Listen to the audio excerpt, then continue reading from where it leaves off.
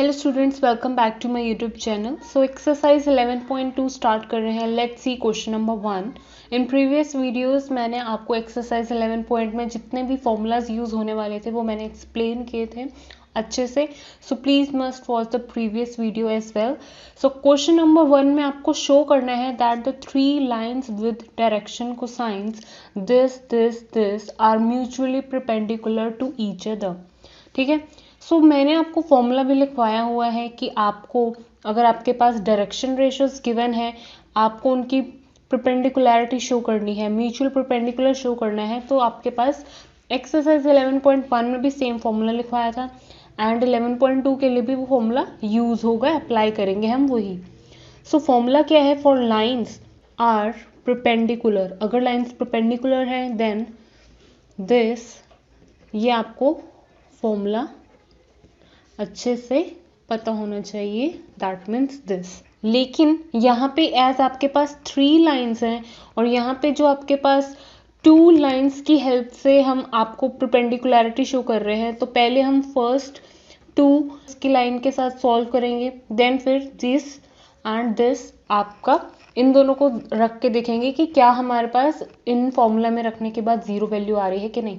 अगर आ जाती है equals to zero then they are mutually perpendicular, right.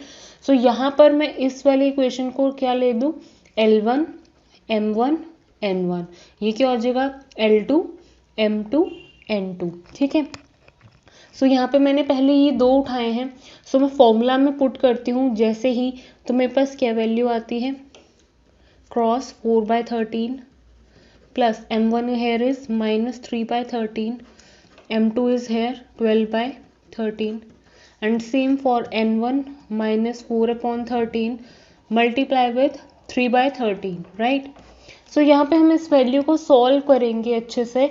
So let's see, जब आप मल्टीप्लाई करोगे this is 48, this is 169, minus में ही आएगा 36/169 एंड 12 ऑफ 169, इन सबको कैलकुलेट करोगे यू विल गेट डेफिनेटली 0। इसी तरह से अब हम इन 2 लाइन्स को रख लेते हैं। सो यहाँ पे ये L1 हो गया, M1 हो गया, N1 हो गया and this is L2 M2 and N2। सो यहाँ पर मैं इन 2 लाइन्स को रखती हूँ, तब मेरे पास क्या वैल्यू आती है? सो L1 is 4/13 into 3/13 plus M1 is 12/13 multiply with second M2, that means 4/13, this is 3/13 multiply with 12/13। इसको सॉल्व करोगे 12/169 minus of 48 169 and this is 36 169। Again इसको कैलकुलेट करोगे you will get 0। सो अब ये पता चल चुका है कि आपके पास ये जो लाइंस हैं वो इक्वल्स टू 0 आ रही है, hence they are mutually perpendicular. काफी इजी था question number 1। Now let's see question number 2। Question number 2 में आपको क्या शो करना है कि show that the line through the points, एक लाइन जो ऐसी जो कि इन दोनों से पॉइंट से जा रही है परपेंडिकुलर हो दूसरी लाइन के, एंड दूसरी लाइन कैसे है? इन दोनों पॉइंट्स के साथ पास हो रही है। नाउ नोट दैट मैंने आपको प्रीवियस वीडियो में पहले ही बता रखा है कि आपके जो डायरेक्शन रेशियोज होते हैं तब डायरेक्टली नहीं निकलते हैं, तब आपको माइनस करके निकालने पड़ते हैं अगर आपके पास 2 पॉइंट्स होते हैं किसी एक लाइन के, राइट। सो डायरेक्शन रेशियो यहाँ से आ सकता है एक, और यहाँ से ऐसी डायरेक्शन रेशियो ऑफ अनदर। ठीक है। सो 2 पॉइंट्स हैं, मैं फर्स्ट लेट कर लेती हूँ। मेन जो आपका मोटो है इस क्वेश्चन 2 का, ये शो करना है कि जो भी आपके पास ये 2 लाइंस हैं ये शो कर दो कि ये 2 लाइंस परपेंडिकुलर हैं। ठीक है। मेन मोटो यहाँ तक लेकर आएंगे हम कैसे, लेकिन वही फॉर्मूला जो भी आपने क्वेश्चन 1 में यूज किया, दैट मीन्स 2 लाइंस के आप डायरेक्शन रेशियोज को रख सकते हैं L1 L2 plus M1 M2 plus N1 N2 is equals to 0 आएंगे तो परपेंडिकुलर होगा। ठीक है, अदरवाइज नहीं। सो यहाँ पर आपके पास 2 पॉइंट्स हैं, लेट कर लेती हूँ मैं। Let points of line ABB। ठीक है, एक A हो गया 1 -1 2 एंड B हो गया 3 4 -2, हेंस डायरेक्शन रेशियो DR भी लिख सकते हो आप। Direction ratio of A B, ठीक है, 3 माइनस अगेन जो पूरी लाइन है आपकी ए बी, तो उसके 2 पॉइंट्स हैं, तो यहाँ पर आपके पास जो डायरेक्शन रेशो होगा ए बी का वो इस तरह से निकल के आएगा 3 minus 1, 4 minus minus 1, minus 2 minus 2, तो this is 2, this is 5, this is minus 4। So direction ratio आपके ए बी के आ गए। इसी तरह से let points of another line C D B, C हो गया आपका 0, 3, 2 एंड डी हो गया 3, 5, 6, ठीक है। Now direction ratio of C D कैसे होगा, 3 minus 0, 5 minus 3, 6 minus 2, that means 3, 2, 4 आपके डायरेक्शन रेशो है सी डी के, ठीक है। नाउ आपके पास इस तरह से L1, M1, N2, this is L2, M2, N2, this is N1। तो अब आपके पास अगर ये डायरेक्शन रेशोज 2 लाइंस के अगर आ गए हैं, अगर आप इस फॉर्मूले में पुट कर देते हैं वैल्यूज के accordingly, then if you are getting 0 value, तो दैट मीन्स आपके क्या है, वो परपेंडिकुलर है।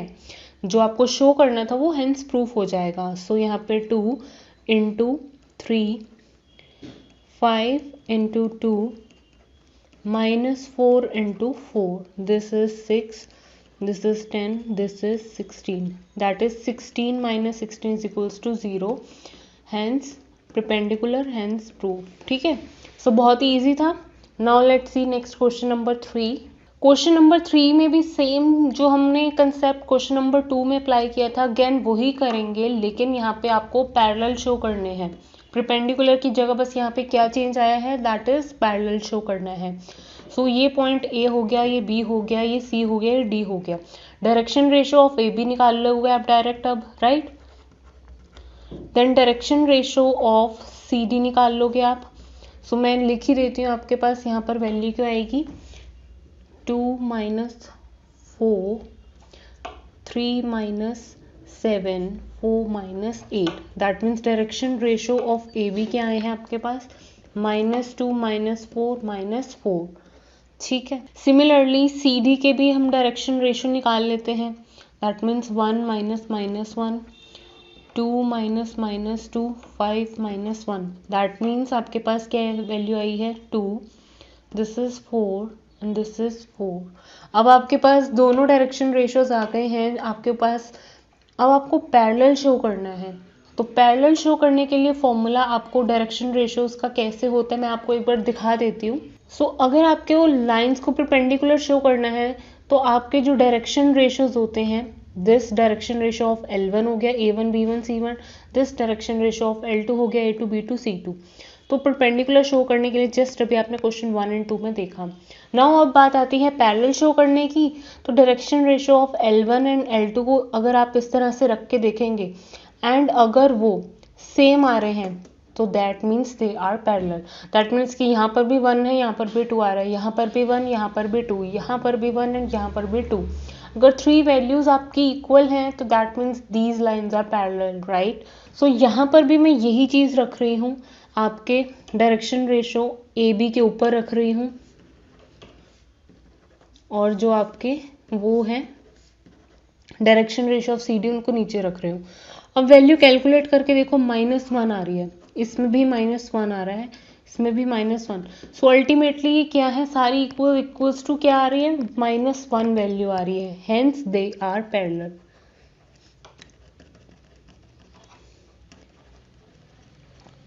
ठीक है, काफी इजी था। Now let's question number 4। Find the equation of the line which passes through the point and is parallel to the vector this. आपके पास एक गिवन वेक्टर है जो कि पैरेलल है उस लाइन के जो कि आपको निकालनी है, उस लाइन की इक्वेशन, ठीक है। नाउ वो इक्वेशन एक पासिंग पॉइंट से पास हो रही है 1 2 3 एंड वो पैरेलल भी हो रही है इस गिवन वेक्टर के, ठीक है।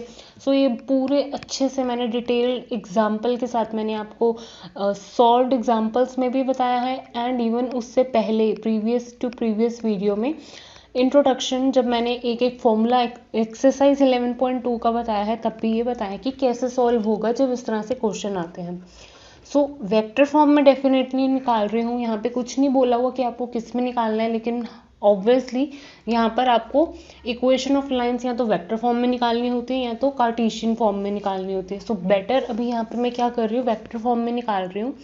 सो फॉर्मूला होता है, अगर जिन बच्चों ने वीडियोस को देखा है तो उनको फॉर्मूला अच्छे से पता होगा।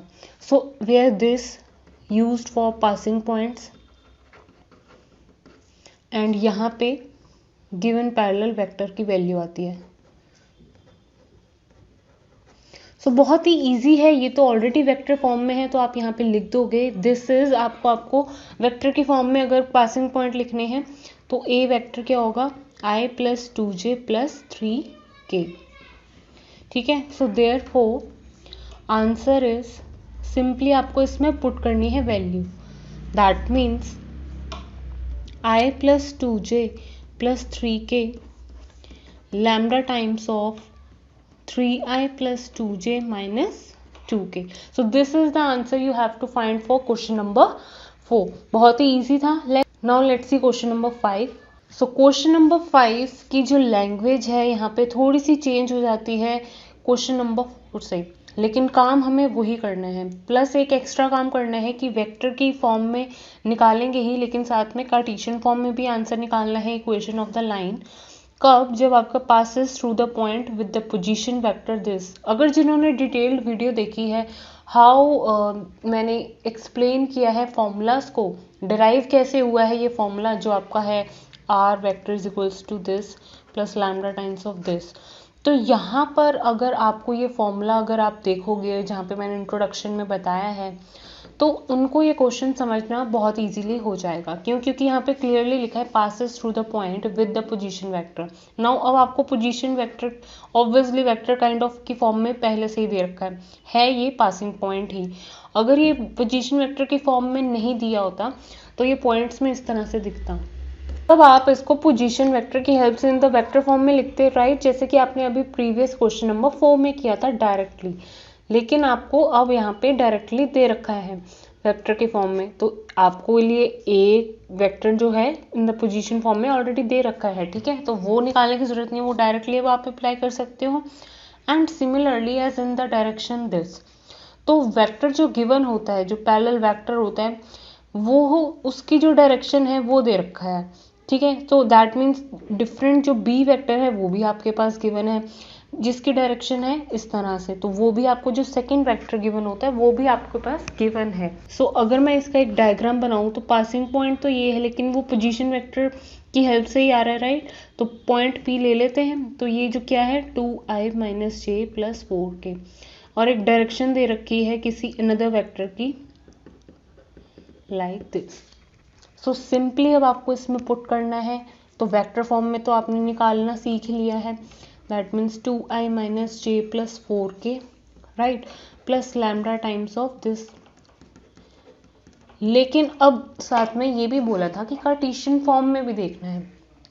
सो जिन्होंने नहीं देखा है फॉर्मूला वो देख लें कार्टेशियन फॉर्म कैसी होती है। This is vector form. ठीक है, ये वेक्टर फॉर्म में आपने अपना सोल्यूशन निकाला है। Now this is Cartesian form में। So x minus y minus z minus, नीचे जो आते हैं वो आते हैं डायरेक्शन रेशियोज। सो यहाँ पे जो आपके पास डायरेक्शन रेशियोज आते हैं वो आते हैं जो कि आपके पास पैरेलल गिवन वेक्टर होता है। नाउ दिस डायरेक्शन की फॉर्म में गिवन है, तो आपके पास जो डायरेक्शन रेशियोज निकल के आएंगे इसके वो क्या है 1 2 -1। सिमिलरली जो कंपोनेंट्स होते हैं इसके वही होते हैं डायरेक्शन रेशियो। ठीक है, अगर यहाँ से निकालना है। सो यहाँ पर आपके पास, लेकिन अगर 2 पॉइंट्स गिवन होते, 2 पॉइंट्स की फॉर्म में गिवन होते तो आपको माइनस करके डायरेक्शन रेशियो निकालने पड़ते, लेकिन यहाँ पे आपके पास डायरेक्ट एक प्रॉपर डायरेक्शन दे रखी है इन द फॉर्म ऑफ वेक्टर। तो इस वेक्टर के जो डायरेक्शन रेशियोज होंगे वो 1 2 -1 ही है। ठीक है, तो वो नीचे आते हैं डायरेक्शन रेशियोज, एंड जो पासिंग पॉइंट होता है वो यहाँ पर माइनस की फॉर्म में ऊपर आता है माइनस के साथ। तो यहाँ पर x1 y1 z1 होता है।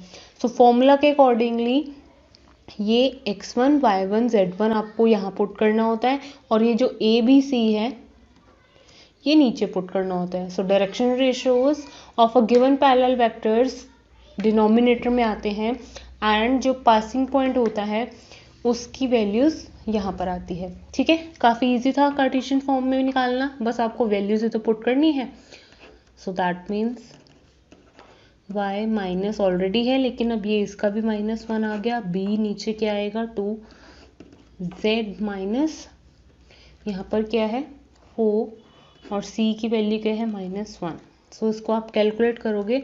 सो x minus 2 y plus 1 z minus 4 -1। ठीक है, this is the final answer in the form of Cartesian form जो कि आपसे पूछी गई थी। सो नेक्स्ट वीडियो में कंटिन्यू करते हैं इसी एक्सरसाइज के साथ। Thank you students for watching this video. Please like share and subscribe to my channel.